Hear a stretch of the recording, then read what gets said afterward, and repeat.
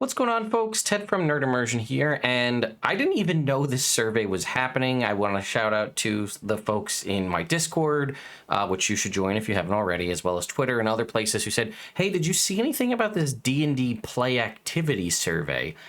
And no, it only came out, I think, Monday, but it's like they hide these things on their website. I don't know. It's very weird. Wizards of the Coast, I feel like, I don't know. I don't know what's going through their head. But let's go ahead and take a look. I'll just say, hey, if you want to help me get these videos and have me like rebound back, start making content again, liking the video, leaving a comment if you want, and subscribing to the channel helps to drive up engagement on the videos, as well as push it out to more people in the YouTube algorithm. So consider doing that if you would like. So let's go ahead and go over here. As you see the D&D play activity survey, by the way, I will put a link to this in the video description as well as a pinned comment if you want to take it for yourself. But if you were to go to the D&D website, you'll see the Vecna dossier. We will be making a video on that after this one, so be on the lookout for that.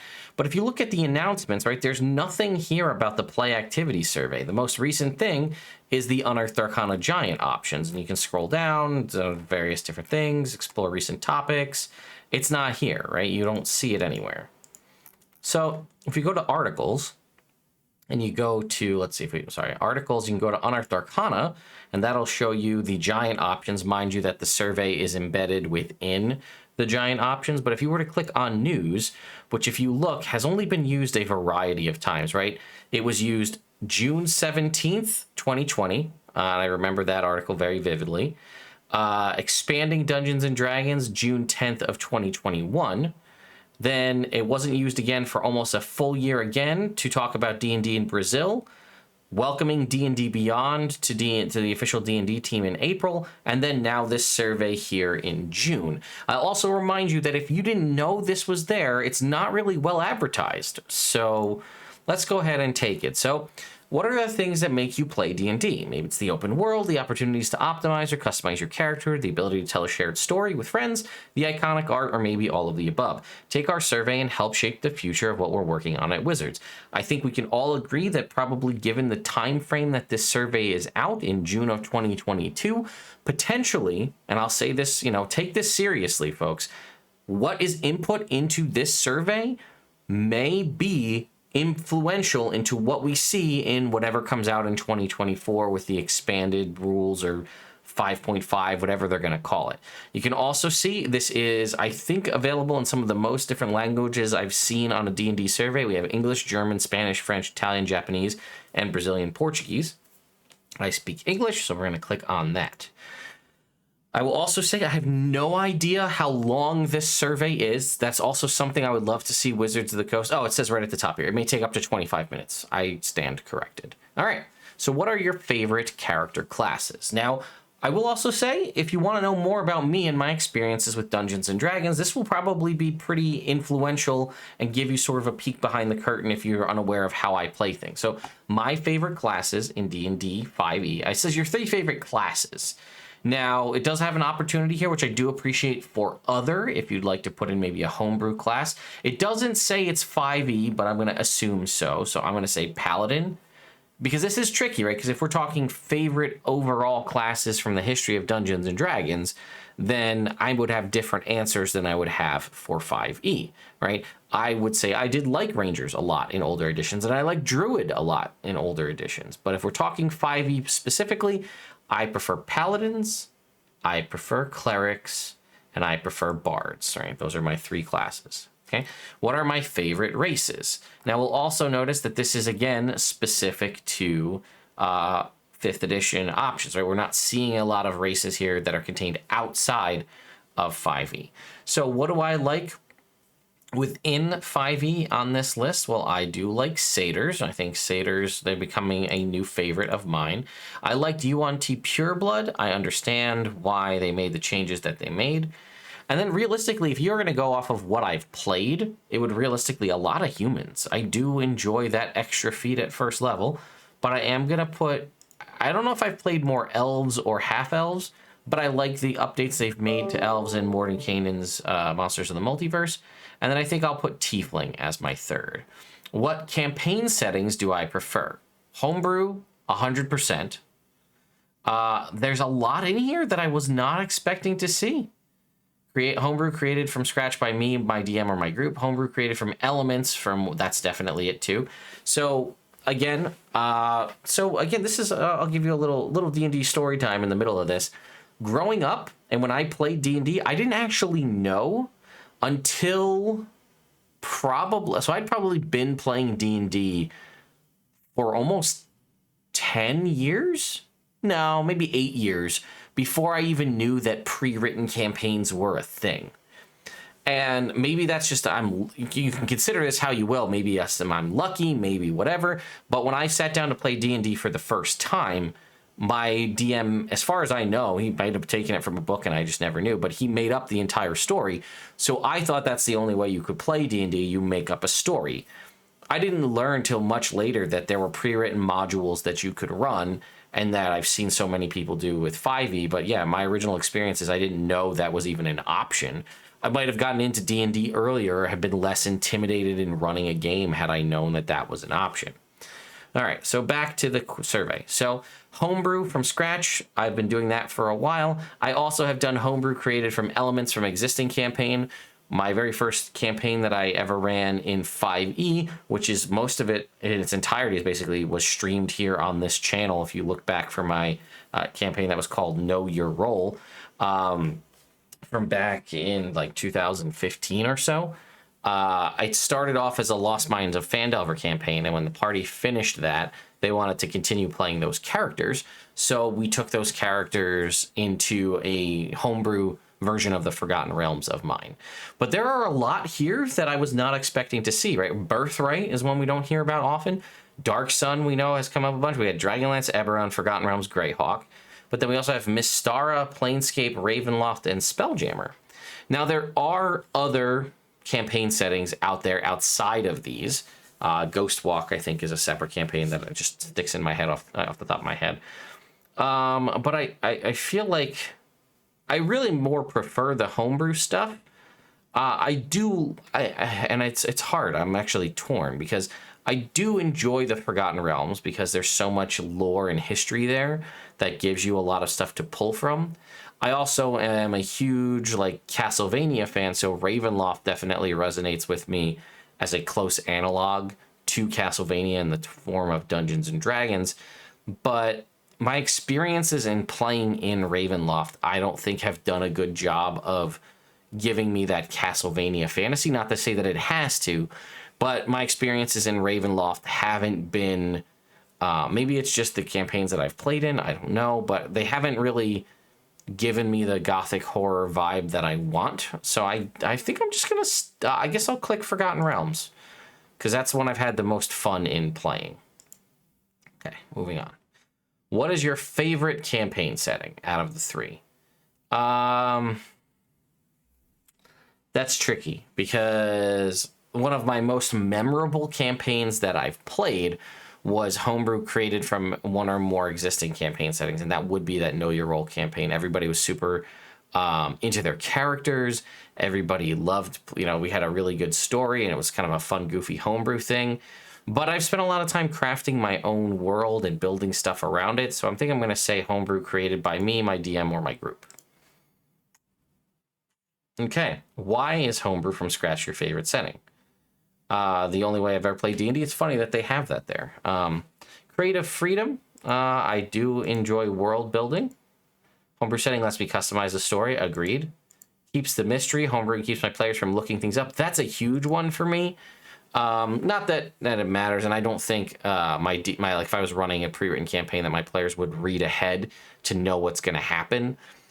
But if I'm creating homebrew stuff with homebrew worlds and homebrew monsters and things, they can't use their knowledge of the monster manual to aid them because things are different. Pressure release. Homebrewing helps relieve the pressure to know everything about a setting.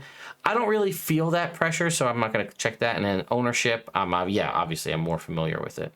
So I would say yes, that's good. Okay, have I ever played D&D tabletop? Yes. What is my age? I am 35. I'll be 36 in less than a month. What year did I start playing D&D? 2004. Which of the following have I played? 3 and 5. Which edition did I play first? 3rd. When was the last time I played 5th edition? Tuesday night. This past Tuesday, so 2 days ago. When was the last time I played an edition of D&D other than 5th edition? More than 5 years ago. Yeah, right before 5e launched.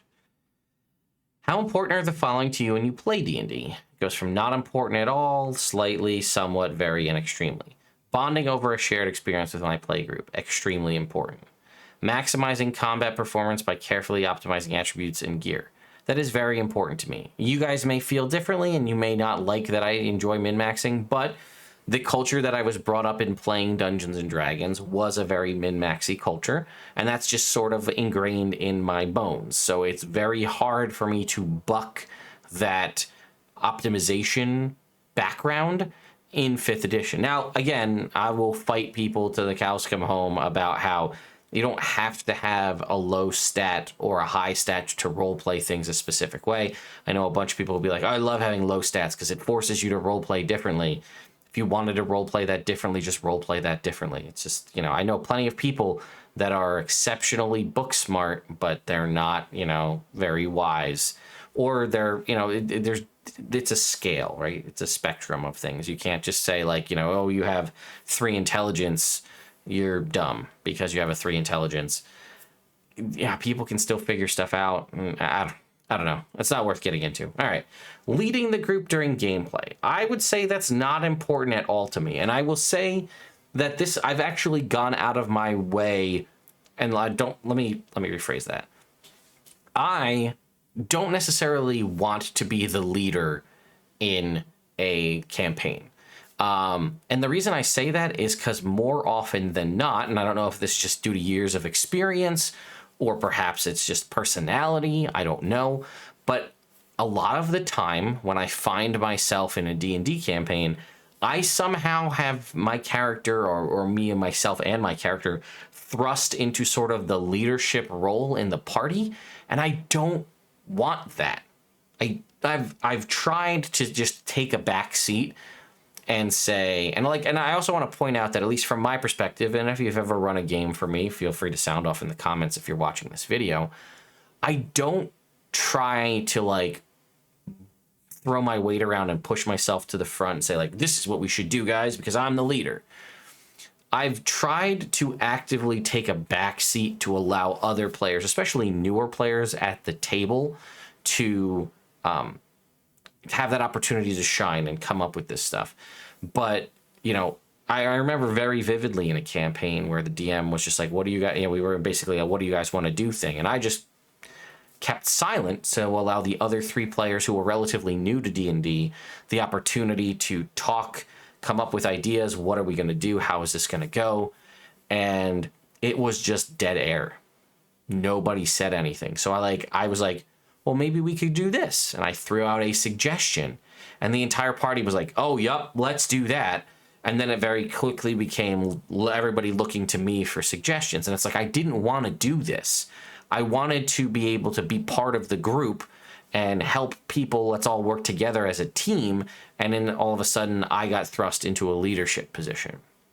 I've seen that happen in other games as well, where sometimes I feel like it happens based around the character, right? Like if your character happens to be a very charismatic character or good with persuasion or things like that, the party wants to take you and basically make you the face of the party because you're good at having conversations mechanically. But at the same time, they sort of equate the face of the party role with the leader as well. So I try not to do that. It just happens to find me everywhere I go. Creating characters with detailed personalities, quirks, and motives. I'm going to say that's somewhat important. I don't need you to have this crazy backstory and quirks and all this weird stuff. It's not important to me. If you want to have that for your character because that makes it enjoyable for you to play, I'm all for that. You do your thing. Just like I should be allowed to, if I want to min-max my character and choose my stats in a specific way and feats and races and whatever to make my character a way that's enjoyable for me to play, then I think that that's fine too. I play it my way, you play it your way, and we'll all just have fun at the table. It'll be different things, right? If it comes into a pure numbers game in combat, maybe my character's a little bit better. But if it comes into fun, quirky side quest stuff that will go on that gets us into a bunch of shenanigans, maybe that's your job. And that's a fun way we can, we don't have to play it as the goofball and the straight man, but we can if we want to. Being a powerful hero that defeats villains and monsters. I'm going to say that's very important. To me, that's D&D, right? That's quintessential. But, I don't know. Maybe it's, all the fantasy stuff I grew up reading and things. I don't know. Overcoming challenges with careful decision-making. I'm also going to say that's very important to me. I should say it's somewhat important to me because I do enjoy the challenge, the tactician moving the pieces on the war table to make the things go well. But then I also am just sometimes when the party's just like, you know what, screw all that, let's just knock down the door and take him out, and I'm okay with that too. So it's important to me when it's important to the party. I guess I should phrase it that way, right? If the players and the party want to go about, let's try to avoid combat on this and do this diplomatically, I'm all for it. But if it turns into blades out, I'm down for that too. Introducing new players to D&D, extremely important. I love being there to help either steward as a fellow party member, a new player, or as a DM. I like watching the wonder and the enjoyment of people figuring out when people are like, can I do this? And you're like, yeah, of course you can. And they're like, what? My favorite too is like MMOs and video game players, people who are used to living in a hard, structured world of a video game and then trying to adapt that, and like they have that mentality when they go into play an RPG, and it just blows their mind that they can basically just do whatever they want. They're not held by the restrictions of the mechanics and the programming of the game. Creating my own campaigns and adventures, I'm going to say that's somewhat important. I don't have to. I can run pre-written stuff just fine. Using miniatures in D&D, I'm going to also say that's somewhat important to me. I have a massive collection of minis, so using them is something that I enjoy doing, but at the same time, theater of the mind or playing online is fine as well. Characters, monsters are beautifully illustrated in the book. I'm going to say that's very important to me. I do like being able to show my players what they're fighting. Moving on. How important? Here we go, more of the same. Creating elaborate backstories for my characters. I'm going to say that's slightly important. And this is just from a personal standpoint of, for the first time I was able, so I had played D&D, like I said, back in the day, and it was very much like the role-playing aspects and the story stuff. Like, we experienced the story, and it was a lot of fun. But the backstory and things for our character and the role-playing was not... wasn't front and center, but we still had a lot of fun. And there was a lot of interesting stories that are still very memorable to me. And if people are interested, I could probably pick some and do a story time video in the future. And I got burnt pretty hard in 2 back-to-back campaigns when creating elaborate backstories. Like, I built out this really epic backstory, not epic backstory, but a well thought out backstory. I didn't do anything that made my character like, oh, I slayed a dragon at level 1 and all this. Like, I had a cool backstory that explained a lot of the decisions that my character had made. I had done that in one campaign, and then in a secondary campaign with a different DM shortly after, she had asked me to build out a backstory, and I said, sure. And I built out this really awesome backstory. I thought well intertwined with a fellow player at the table. We had a lot of really cool history together, and all of this different stuff. And both of those campaigns back to back, the DM basically just didn't use any of the backstory at all. It was pointless. There were things that I had in my backstory, and I'm not talking like 15 pages here. I'm talking 2 pages, maybe, typed, not a lot, right? But there were things in my backstory that I thought the DM was teeing the things up, that were the events that were unfolding. I thought they were being teed up because they fit so perfectly. I thought, oh, it's my turn for my character's backstory. These things are teed up perfectly. And then they basically almost forced me to do things directly in the opposition of what my character would want to do. I had a character, here's a quick example of it, right? My character had this really deep connection to a weapon, right? It was this small 2-handed hammer that his father was a renowned smith, and his father had made this hammer, And then there was like a warlord who was going to try, and he wanted this special weapon, and then he was going to use it to, do horrible things with it. And my character's father stood up and said, no, you're not allowed to have this. Eventually, the bad guy was defeated, and then the weapon was, eventually passed down to me. And when my character started adventuring, he used that weapon. And the DM continually tried to give my character new, like, flashy new weapons, right? Like, okay, here's a cool, like, great sword, or a mace and a shield, and all these kinds of things. And, like, they were very clearly being given to me so that I would want to use them because they were magical weapons and things that the DM had designed. And I was just like, my character's like whole history is honoring his father through combat with the weapon that his father died protecting and keeping out of the hands of evil. That's what I want to use. And then he kept trying to force me to use all of these like magic, and they were getting increasingly powerful magical items. And when I had brought up the concept of like, can I maybe like find somebody and take the enchantment from this weapon and put it on my father's weapon so that I can continue to use the weapon that has sentimental value to my character? And I was basically just told no. So that was just one example of being burnt on a backstory thing. So in-depth backstories aren't as important to me anymore because, I've been burnt twice on it, and I'm like trying to work my way back into campaigns where like the DM will appreciate that concept. Actually, I lied. It was 3 times I got burnt because I just remembered another character prior to that from like there's like a couple year separation. So yeah, 3 times I've been burnt on character backstory going absolutely nowhere. So I'm a little scorned on that. Being part of a fun group activity is extremely important. I love getting together with people to play D&D. If it's a routine thing with friends or just an impromptu thing that happens at a con, some of the best, most memorable times. The rulebooks and guides feature amazing artwork. We kind of talked about this already. I'm going to say it's somewhat important that the guidebooks have it, but the monsters, it's more important. Creating a homebrew world campaign setting, again, somewhat important. I can do that myself, or I can play it somebody else's. Identifying creative ways to solve challenges and obstacles.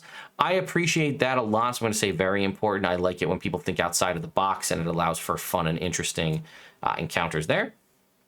Having a large collection of miniatures or dungeon terrain, again, somewhat important, not huge deals.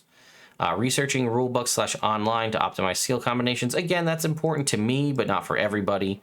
Taking charge of the team and deciding how to proceed. I feel like they're just asking me the same questions, just in a slightly different way. No, it's not at all important to me to take charge. Helping others to learn to play D&D, very important. Accumulating powerful weapons, spells, and artifacts. That's somewhat important. That shows progression in your character. Makes sure you're moving forward. How was I introduced to D&D? A friend or a family introduced it to me. That's pretty much how that goes. About how long after your introduction did you play your first? A couple days later, we got introduced like during the week, and we played that Saturday. This was in high school. About how long after your introduction to D&D did you first purchase or receive your first D&D book? I'd say it was a few months later after that, because my DM had all the books, and we just used his books. Which of the following did you first play D&D? What was the first tabletop D&D product you ever owned? It was a player's handbook. And dice, I guess. Yeah. What was the first D&D? It was physical. Digital wasn't even an option back then. What was the first? What was the first 5th edition tabletop product? It was the starter set, because that was all that was available at the time. Okay. Oops, I hit back. Damn it. Hopefully it kept what I clicked. Okay, it did. Next. You mentioned your first D&D product you owned was a player's handbook accessories. How was this product obtained? I purchased it new for myself from the store. Think of the first D&D tabletop product you bought. Why did you buy that first product? To read for enjoyment. It's the first time getting my own materials. I started playing the game. Yeah, that was it. After the first product, what kinds of products did you get next? Miniatures, supplemental rule books. I mean, it depends on the timeline, right? Because I've gotten all of these, right? Box sets, digital tools for tabletop, core rule books, adventures. I've done all of these, so I'm going to have to check all of them because that's what happened. I'm going to hate myself because this is going to add a lot more to the survey, but here we go. When was the last time within the last month I purchased something from 5th edition for D&D? Over the past 6 months, where did you typically buy physical versions of official 5th edition products? Amazon and a local hobby store. Oh, and a bookstore. I bought some stuff from Barnes & Noble. Over the past 6 months, where did you typically buy digital stuff? The DM's Guild, Drive-Thru RPG, and D&D Beyond. Are there any stores where you would like to buy 5th edition products from, where they currently aren't available? No, I think I'm happy with where I can get them, personally. Have you created your own player character for use in D&D? Do you create your own PCs now? I have created my own in the past. I create my own now. That's accurate. What resources did I use to build my first character? The core rulebook and supplemental rulebooks. These are listing, obviously, 5th edition stuff. Oh, and I think I might have used... No, I did just that. I didn't do anything else. What resources do I currently use to build characters? The core rulebook, supplemental rulebooks, and D&D Beyond. I don't really, like, when I was back doing 3.5 stuff, because it had been out and there were so many books and I didn't know enough, I did often use forums and message boards to get people's opinions on things and things of that nature. With 5th edition, I'm in a pretty good spot to just do my own thing. Have I ever been a DM? Yes, I have. When did I first DM? 2008? Month? July. I don't know. Which editions have I DM'd for? 3rd and 5th. In the past 12 months, about what percentage of your overall D&D time has been spent DMing? In the past 12 months? 0. I haven't DM'd at all in the past year. That's crazy to me. Really? Maybe 1%. I think I ran a game for some family. I'm gonna make it 5%. I ran a couple like small like family one-shots, but nothing consistent. When was the last time I DM'd 5th edition game? Within the last 12 months, for sure. In the past, we just did that. 5%. Oh, 5th edition. Okay. What kinds of D&D content do I use when I DM? Official 5th edition content, official content from older editions, third-party content, homebrew stuff. Yeah, all of this. Yeah, I use basically everything. I steal from everywhere. What kind of campaign setting worlds do I use? Settings supported sometimes. Settings from... I don't really use older edition ones so much.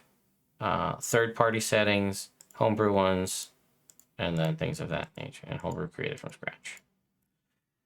Earlier you mentioned you purchased D&D content from D&D Beyond with your players. Do you ever share this? Yes, I do. Typically when you're running a campaign, about how much time per week do you spend prepping? Honestly, less than an hour. Do you ever modify? Yes, I do. Modify the official rules 100%. Which of the following kinds of modifications do you make? Adjust individual NPCs or monster stat blocks, change character creation rules, change combat rules. Yep, all 3. About what percentage of your game sessions you're scheduled to DM get canceled? Honestly, only about 15%. Oh, damn it, I went forward. About 15%, I'd say. That's just pretty standard stuff.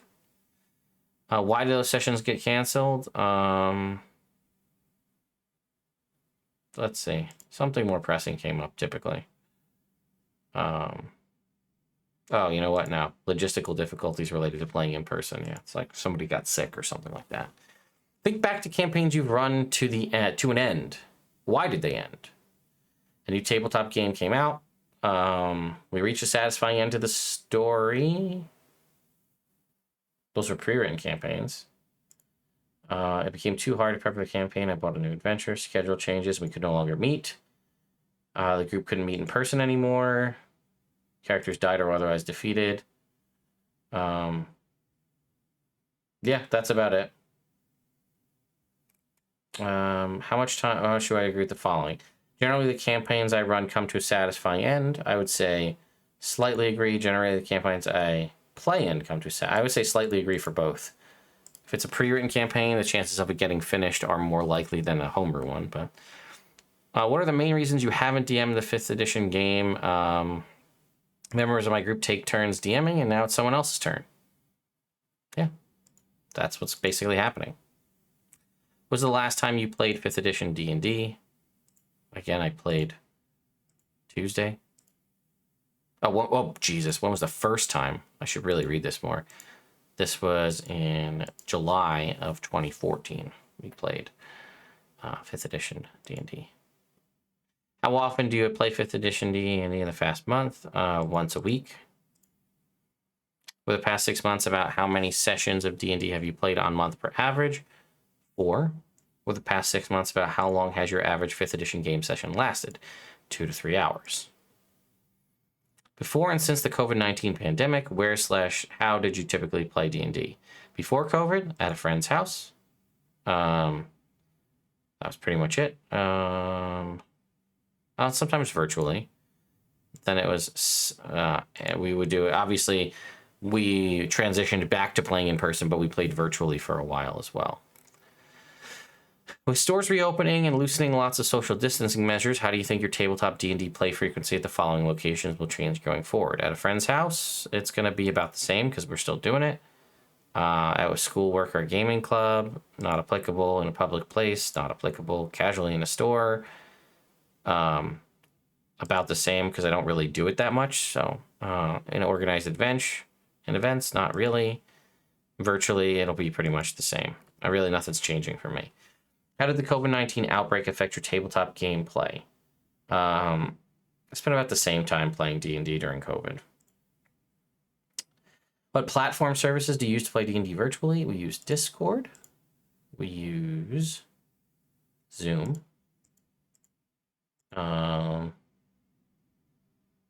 That's pretty much it. I haven't even heard of Owlbear Rodeo. I have played in Tailspire before, but I don't do that consistently. And I have used Facebook Messenger just to communicate with people virtually, not to actually play the game. How many active players, including you and including the DM, are in the active groups you typically play in? 3. Unfortunately, it used to be 5, then it got brought down to 4, then it got brought down to 3. It's kind of only have the one group really. Because I do have a group that I play on and off with online, but it's so infrequent that it's not worth mentioning. How many different people do you currently play 5th edition with in total? Someone is in more than one group, count them only once. Really, it's just 2 at the moment. I'm not playing with anybody else. Of those people you're currently playing 5th edition with, how many of them did you personally introduce to the game? I introduced both of them to D&D. Which of the following 5th edition core rulebooks have I bought? All 3 of these, both physical and digital. Okay. Which of the following core box sets have you had? I had all of these. No, not Curse of Strahd Revamped. All those, though. Which of the following adventures have I bought? Oh, boy. All right. Baldur's Gate. This is going to be a pain. Candlekeep Mysteries. Call of the Netherdeep. Curse of Strahd. Ghost of Saltmarsh. Horde of the Dragon Queen. Icewind Dale. Out of the Abyss. Princes of the Apocalypse. Rise of Tiamat. Strixhaven. I've bought all of them is the answer. I wish there was a check all box. Storm King's Thunder. Tales from the Yawning Portal. Tomb of Annihilation. Tyranny of Dragons. Waterdeep Dragon Heist. Waterdeep Dungeon of the Mad Mage. Wild Beyond the Witchlight. All of those. Okay, here we go. Ack Inc. Eberron Rising from the Last War. Explorer's Guide to Wildmount. Fizzbands. Ravnica. Monsters of the Multiverse. Tome of Foes.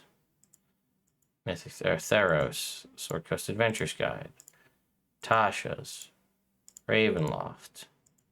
Bolos. Xanathars.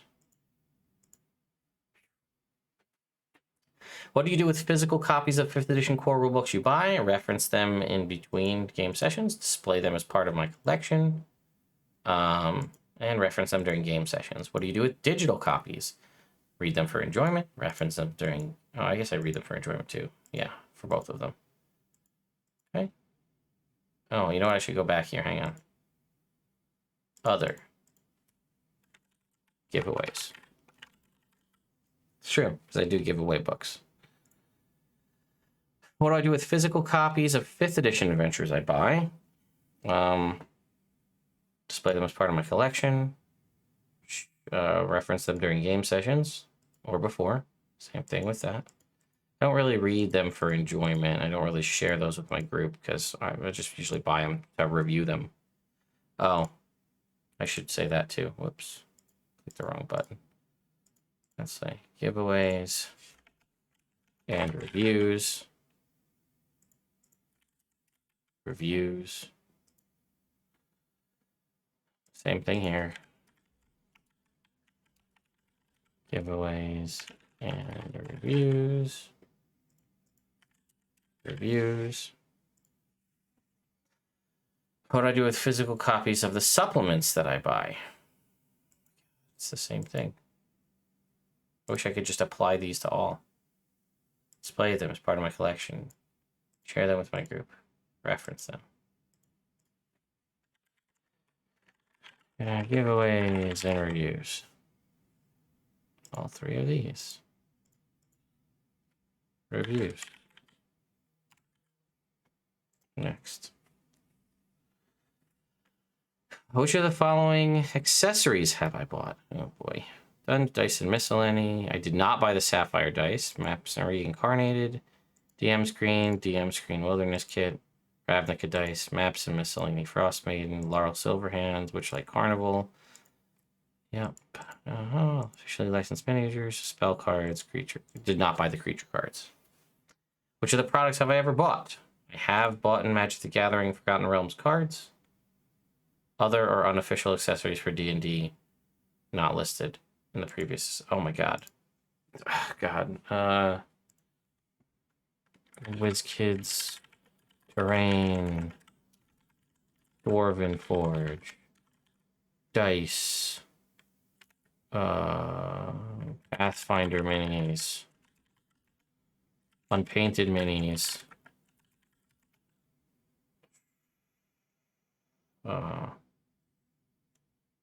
maps, I don't know, etc. Which of the following types of accessories do you plan to buy? Probably all 3. Realistic. Actually, I don't really... no, I'm going to leave all 3. How many people, including yourself, use any of the core rulebooks I own? 3. Realistically. Which of the following 5th edition D&D core rulebooks have I used? I've used all 3, and I've also modified the content for all 3. Same thing with all of these, except for Curse of Strahd Revamped. So I didn't think it was worth the money. Read, played, used as published. Oh, I see. It's read, played, used as published or modified content and used / played. Well, I've adopted stuff. I've read every single one of these books. So I have to check all of these because that's an option. We did read at least every one of the books that's come out. Did we modify? We've sampled content from all of them to use in a variety of different games, so I have to check all of them. Because so I've read all of them, and then whether they have a new monster stat block, an interesting encounter, a magic item, an NPC, I've grabbed something from every pre-written thing that's been out and used it in some form in one of my games or another, so I have to check all of them. And this is 40 minutes doing this. Now I realize that if I was probably just doing this myself in a vacuum and not, or reading it as I go through it, it might go a little bit faster, but I feel like 25 minutes, especially if you check a bunch of things, they're going to ask you a bunch of questions on the things you checked. I don't see how you could do this in 25 minutes. Which of the following D&D 5th edition accessories have I used? Well, if I bought them, why wouldn't I use them? All right, well, I guess let's look. I've used the maps reincarnated. I've used the various screens. Actually, you know what? That's a good question, because I really officially licensed miniatures and spell cards. I don't really use the dice that came with. I usually just buy them to do reviews. And,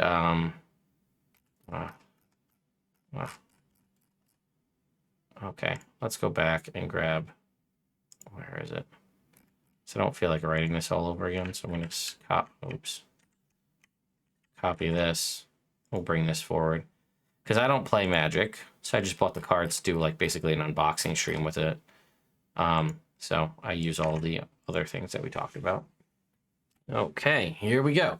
How important are the following to you? Now, this I do think is going to be something that's going to be impactful when we talk about 2024. How important are the following to you when deciding to buy a D&D book? Does it have backgrounds? Slightly important. Character races, very important. Character classes and subclasses, very important. Feats, spells, magic items, monsters. Adventures are slightly important, as is lore and information for the world. Okay, what currency? I typically buy things in US dollars. Here we go. In the past 6 months, about how much in US dollars did you spend on the following products? Official 5th edition D&D core rulebooks. I don't think I've bought a core rulebook in the past 6 months. Official D&D adventures. God, how many adventures came out in the past 6 months? Actually, I think it's just Critical Role, because it's June, right? In the past 6 months. Is that it? Is that really all that's released? So, copy for me, a couple copies to give away. Let's say, I'll round it up, 150 bucks. Well, I bought all of the different, the box sets for that. Or is box sets something separate? 5th edition products, branded board games. No, okay. So I bought, what did I buy? I'm looking at them over here. 2 copies of the expanded rules gift set, and then another 2 copies of the expanded rules gift set. So what do they retail for? 150 bucks. I'll go to Amazon real quick. Expanded rules gift set. They retail for, oh, they're on sale actually. Look at that. You can get the limited edition cover for 120 bucks. They routinely go, I was going to say 150 for each. But anyway, guys, you can get the expanded rules gift set for 90 bucks right now. That's 47% off on Amazon. I'll put a link in the description if you guys are curious. You know, why don't we just split the difference, call it 100? So we'll say $400, I guess, on that. God, licensed D&D products, WizKids minis. I don't think I've actually bought any minis. I think a lot of those have come from WizKids themselves. Third-party stuff, though, with Kickstarters, I'm just going to put this at $400, I guess. In the past 6 months, how much in US dollars did you spend on the following products? I don't know, was it $50 for a D&D Beyond subscription?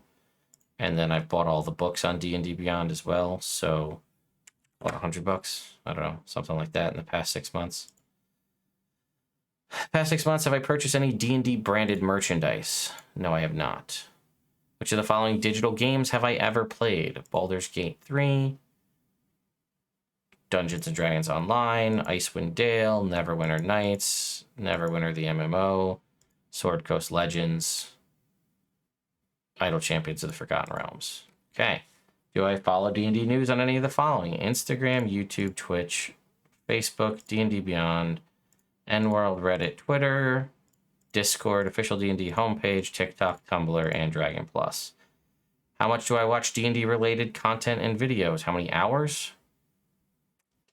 Oh, 1 to 5. I haven't really been watching too much lately. Which family members, if any, have you played D&D with? Before COVID, I played with my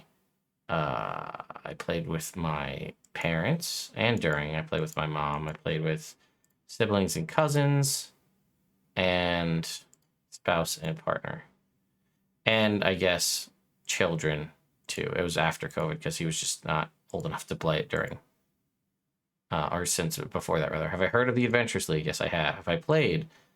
I regret checking yes, because now they're going to ask me about it. Would I recommend? Oh, how likely that you recommend D&D to somebody else? Extremely likely. Why do you say that? It's one of, if not my favorite thing to do. It's a great way to bond with people and escape from our current reality. It's also a great way to get to know people and allow them to break out of their shell. Which is true, because you get to pretend to be something you're not, if you want to. Do you feel D&D is on its way up? I feel like it is. Why would I say that?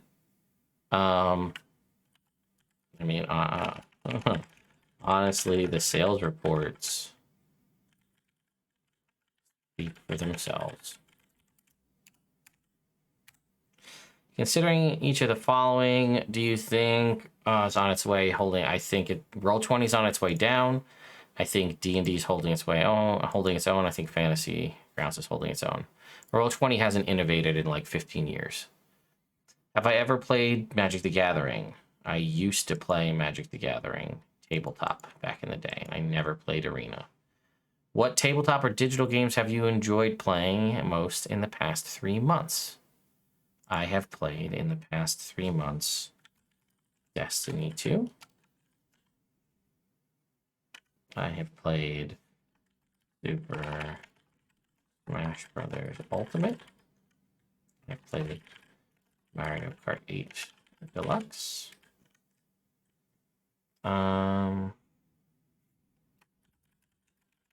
Go.